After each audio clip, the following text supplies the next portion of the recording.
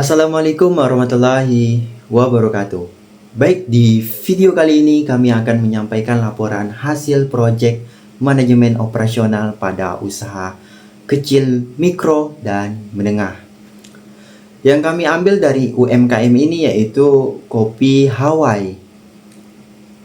Sebelum sampai ke sejarah UMKM tersebut, saya akan menyampaikan latar belakang terlebih dahulu, yakni usaha mikro, kecil, dan menengah. UMKM merupakan tulang punggung perekonomian Indonesia. Sebuah realitas yang tidak dapat disangkal dan telah teruji dalam berbagai situasi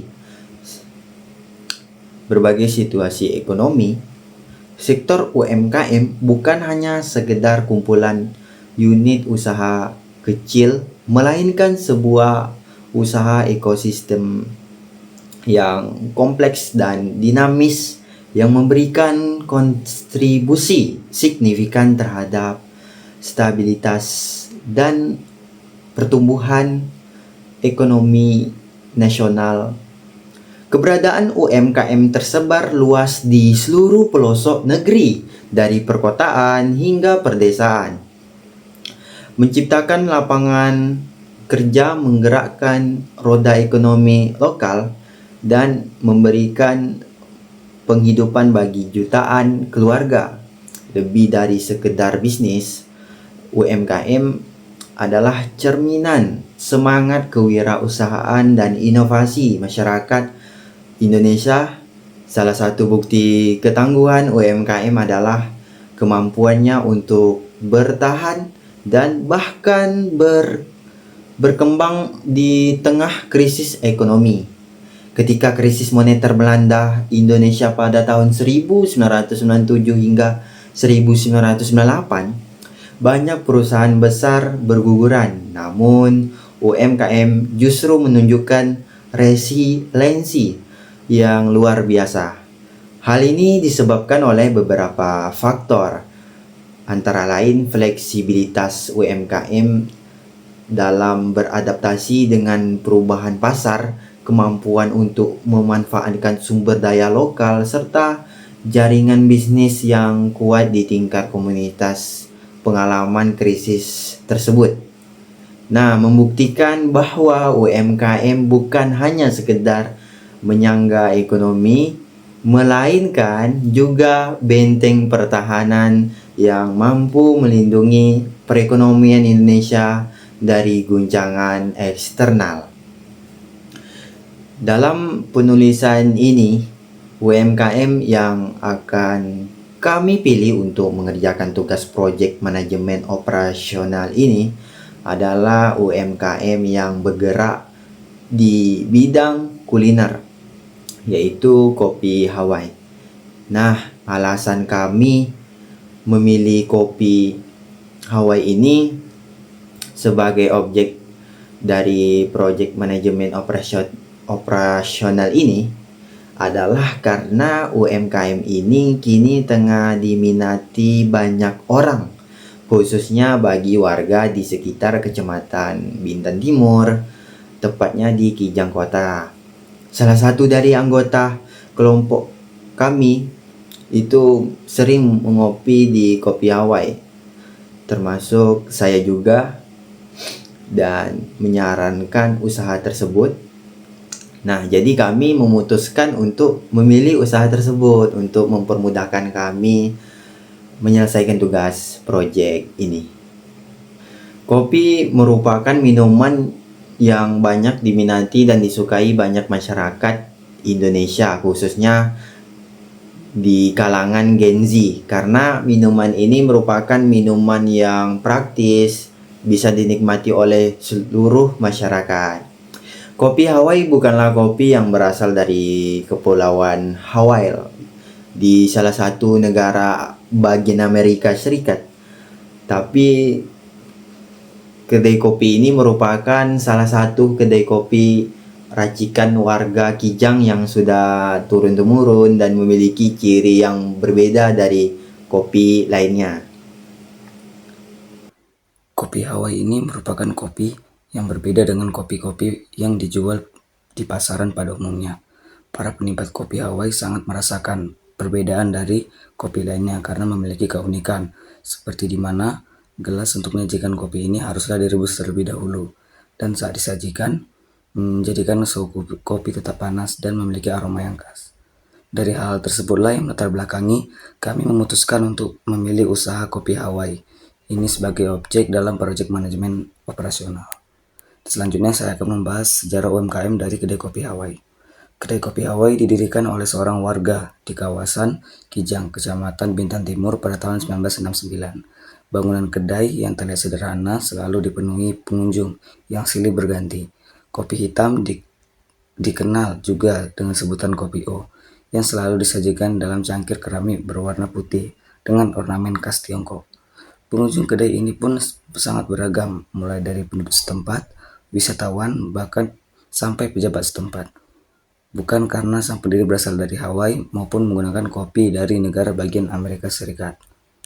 Nama Hawaii merupakan pemberian dari pemimpin kecamatan yang menjabat di kawasan Kijang kala awal kedai ini dibuka.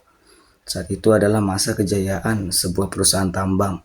Banyak pegawai yang menikmati kopi di kedai ini, baik saat sarapan maupun petang. Pemilik kedai kopi Hawaii ini tidak mempunyai kebun kopi sendiri, melainkan mengambil kopi dari Jambi. Keunikan kopi Hawaii terletak pada cara pembuatan minuman hitam pekat ini. Anak dari pendiri kedai kopi ini pun meneruskan cara sang ayah dalam membuat kopi yang dicintai banyak orang. Sang pemilik tidak takut pasarnya akan berkurang jika ia menjual bubuk kopi racikannya, dikarenakan pembuatan kopi tidak hanya terletak pada biji kopinya, namun juga pada kreativitas sang pembuat. Kini, kedai kopi Hawaii sudah berhenti beroperasi sesaat karena kebakaran yang melanda kawasan ini. Namun, pengunjung masih bisa merasakan kenikmatan kopi Hawaii karena versi bubuknya tetap dijual oleh penerus kedai. Kedai kopi Hawaii pada mulanya berdiri di area Pasar Berdikari Sekijang sejak tahun 1969. Namun, sejak kebakaran besar yang terjadi di pasar tersebut pada tahun 2016 silam, kedai kopi Hawaii mulai buka kembali di lokasi yang berbeda, yaitu Jalan Barek Motor yang lokasinya yang tidak terlalu jauh dari lokasi awal berdirinya kedai kopi Hawaii tersebut. Di lokasi yang baru ini, kedai kopi Hawaii juga menyediakan berbagai jenis sarapan seperti lontong, nasi goreng, mie goreng, dan banyak lagi. Tempat duduk yang disediakan cukup banyak sehingga pengunjung bisa membawa keluarga untuk sarapan pagi dan menikmati secangkir kopi Hawaii di kedai ini.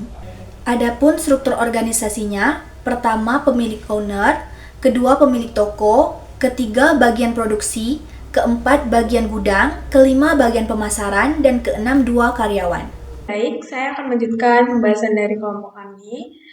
Nah, di sini saya membahas tentang jenis usaha, kemudian produksi dan pengolahan. Produksi dan pengolahan dalam UMKM Kopi Hawaii ini dapat berfokus pada proses pemilihan, pengolahan, dan pemanggangan biji kopi. Kemudian ada juga distribusi dan pemasaran.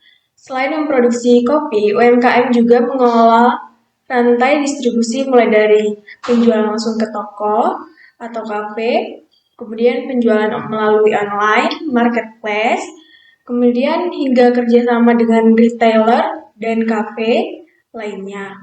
Kemudian pendekatan pemasaran ini bisa dilakukan melalui media sosial, website, atau partisipasi dalam event kopi lokal maupun internasional. Kemudian ada juga pengembangan produk, di mana selain biji kopi utuh atau bubuk, UMKM ini dapat mengembangkan produk turunan seperti kopi instan, kapsul kopi, kemudian minuman kopi siap saji, kemudian atau bahkan merchandise yang mendukung branding kopi Hawaii. Nah, selanjutnya saya akan membahas perkembangan usaha. Nah, pada tahap awal itu seperti biasa, usaha biasanya dimulai secara skala kecil dengan pendekatan tradisional dan penekanan pada kualitas produk melalui resep atau teknik pengolahan yang diwariskan. Nah, kemudian tuh ada satu kejadian yang membuat UMKM Kopi Hawaii ini pernah berhenti beroperasi karena terjadi kebakaran besar pada pasar pada tahun 2016 silam, menyebabkan kopi Hawa ini berhenti. Kemudian mereka ini mempunyai semangat yang tinggi untuk terus mengembangkan warisan atau usaha mereka. Mereka ini membuka kedai kopi lagi, tapi di lokasi yang baru. Lokasinya itu tidak jauh dari lokasi yang awal, yaitu di Jalan Barek Motor. Di lokasi yang baru ini, kedai kopi Hawaii juga menyediakan berbagai jenis sarapan pagi, seperti lontong, nasi goreng, mie goreng, dan banyak lagi. Kemudian tempat duduk yang disediakan juga cukup banyak, sehingga pengunjung bisa membawa keluarga untuk sarapan pagi dan menikmati secangkir kopi Hawaii di kedai ini. Selanjutnya ada pembahasan mengenai rencana pengembangan. Di rencana pengembangan ini ada beberapa juga. Yang pertama itu ada diversifikasi produk, seperti menambah varian produk kopi dengan mengembangkan campuran atau blend kopi spesial, kopi single origin, seperti itu. Kemudian ada juga digitalisasi dan pemasaran online, di mana maksudnya itu mengembangkan platform digital yang mencakup website, e-commerce, dan strategi media sosial. Kemudian ada juga peningkatan kapasitas produksi, seperti investasi pada peralatan modern, dan peningkatan fasilitas produksi. Kemudian ada ekspansi pasar, di mana merencanakan kerjasama dengan distributor regional maupun internasional serta partisipasi dalam pameran dan event kopi global untuk memperluas jangkauan pasar. Kemudian ada juga keberlanjutan dan sertifikasi. Di mana maksudnya itu seperti mengintegrasikan prinsip-prinsip keberlanjutan dengan menerapkan praktik ramah lingkungan dalam produksi, yaitu berkolaborasi dan bekerjasama. Kemudian itu dengan kemitraan kopi lokal, lembaga pelatihan, dan pemerintah daerah. Selanjutnya materinya itu proses operasional produk. Dalam proses operasional produk menggunakan alat dan fasilitas pembuatan kopi seperti biasanya. Sebelum membuat produk, karyawan yang bekerja mempersiapkan dan memastikan alat dan bahan sudah siap. Seperti biasa, membersihkan dulu tempat dan peralatan yang lain. Alat-alat yang digunakan seperti mesin kopi, freezer, kompor, dan lainnya. Kedai kopi juga melakukan perawatan mesin-mesin yang digunakan. Lalu ada bahan-bahannya, terdiri 1 sendok makan kopi Hawaii Kijang, yang kedua 1 cangkir air panas, yang ketiga itu 1 sendok gula pasir, yang keempat 1 sendok susu kental manis. Lalu kemudian cara membuatnya, 1 siapkan kopi Hawaii Kijang dan cangkir. Yang kedua itu tuangkan 1 sendok makan kopi ke dalam cangkir. Yang ketiga, tambahkan 1 cangkir air panas ke dalam cangkir. Yang keempat, aduk rata hingga kopi larut. Yang kelima itu tambahkan gula pasir dan susu kental manis jika diinginkan. Yang keenam itu aduk rata dan lalu sajikan. Kemudian itu variasi. Variasi ini yang pertama nih, kopi Hawaii Kijang juga bisa dibuat dengan cara cold brew, yaitu dengan merendam kopi dalam air dingin selama beberapa jam. Kemudian itu Anda juga bisa menambahkan bahan-bahan lain seperti kayu manis, coklat, atau vanila untuk memberikan rasa yang unik. Baiklah, saya akan menjelaskan kebijakan pemenuhan bahan baku, kapasitas produksi, saluran distribusi, dan rekapan transaksi. Yang pertama ada bahan baku diambil dari Kijang. Dan untuk refill, bahan rata-rata 3-60 kg dalam seminggu. Bisa 2 kali refill. Lalu ada kapasitas produksi. Dalam sehari Bang Aldo, salah satu karyawan di kedai kopi ini, mengatakan beliau bisa menyajikan 50 gelas per hari. Kemudian, kedai kopi ini juga belum memiliki cabang dimanapun. Namun, setelah banyaknya pertimbangan dan banyaknya peminat di kedai kopi, sehingga ada rencana untuk membuka cabang di Batu Lapan. Kedai kopi ini tidak mitra dan tidak kerjasama dengan siapapun. Lalu ada saluran distribusi. Penjualan langsung dari petani ke konsumen. Kedua, distribusi melalui pasar tradisional dan toko-toko lokal. Ketiga, penjualan di kafe-kafe dan warung kopi di sekitar Kijang dan Bintan. Dan terakhir, potensi penjualan online untuk menjangkau pasar yang lebih luas. Lalu yang terakhir ada rekapan transaksi. Pada tanggal 16 Maret, penjualan ada 272.000, bayar hutang 6.000, pemasukan 278.000, pengeluaran 37.000, dan saldo 241.000. Pada tanggal 17 Maret, penjualan 400.000, bayar hutang tidak ada, pemasukan 400.000, pengeluaran 20.000, saldo 380.000. Pada tanggal 18 Maret, 429.000 di penjualan, bayar hutang 12.000, pemasukan 441.000, pengeluaran 375.000, dan saldo 66.000. Tanggal 19 Maret, penjualan 320.000, bayar hutang 5.000, pemasukan 325.000, pengeluaran 220.000, dan saldo 105.000. Pada tanggal 20 Maret, ada penjualan 330.000, bayar hutang 44.000, pemasukan 374.000, pengeluaran 268.000, dan saldo 106.000. Tanggal 21 Maret, penjualan ada 402.000, bayar hutang tidak ada, pemasukan 402.000, pengeluaran 44.000, dan saldo 358.000. Pada tanggal 22 Maret, penjualan 319.000, bayar hutang 14.000, pemasukan 333.000, pengeluaran 37.000, dan saldo 296.000.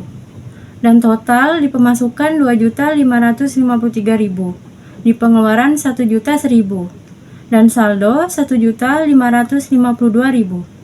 Baiklah, kemudian saya akan melanjutkan pembahasan mengenai capaian hasil. Nah, rekapitulasi transaksi yang kami lakukan selama seminggu tercatat dalam tabel menunjukkan aktivitas keuangan yang cukup aktif.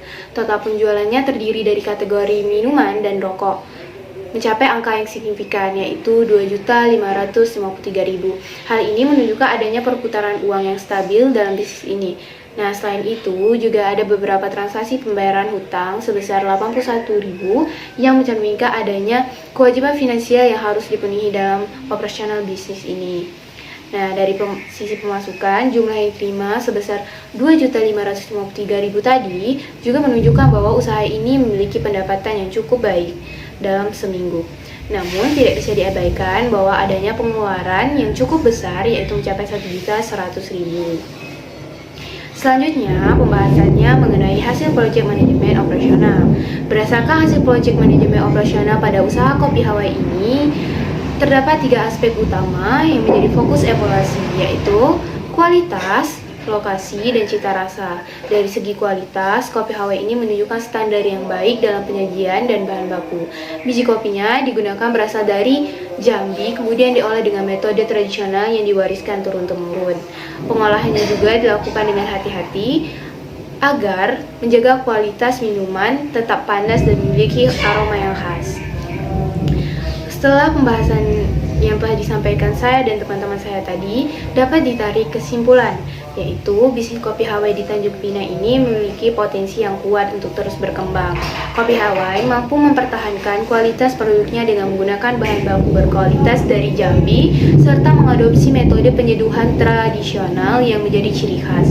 Nah, keunikan dari penyajian seperti pemanasan gelas sebelum disajikan memberi nilai tambah bagi pelanggan yang menikmati kopi dengan cita rasa autentik. Meskipun kedai ini sempat mengalami kendala akibat kebakaran yang mengharuskannya berpindah lokasi, keberlanjutan usaha tetap terjaga dengan baik. Lokasi baru yang dipilih tetap strategis dan mudah dijangkau oleh pelanggan setia, serta menawarkan kapasitas tempat duduk yang luas untuk meningkatkan kenyamanan pengunjung. Terdapat juga saran, yaitu untuk UMKM Kopi Hawaii adalah selalu mempertahankan semangat untuk mengembangkan toko kemudian diharapkan untuk Kopi Hawaii dapat terus mempertahankan kelebihan dan hal-hal yang baik yang sudah dimiliki sebelumnya, di mana mereka harus mempertahankan pelayanan yang baik terhadap para konsumen, kualitas produk, dan menjaga loyalitas konsumen. Terlebih lagi pada para reseller, dalam operasional ini juga diharapkan usaha kopi Hawaii dapat lebih efisien dan efektif dalam produksinya atau manajemen bahan bakunya. Nah, jadi menurut kami seperti itulah yang dapat kami sampaikan mengenai laporan proyek Kopi Hawaii di Tanjung Pinang ini. Apabila ada kurang, terlebih mohon maaf. Kami tutup dengan wabillahi taufiq wal hidayah. Wassalamualaikum warahmatullahi wabarakatuh.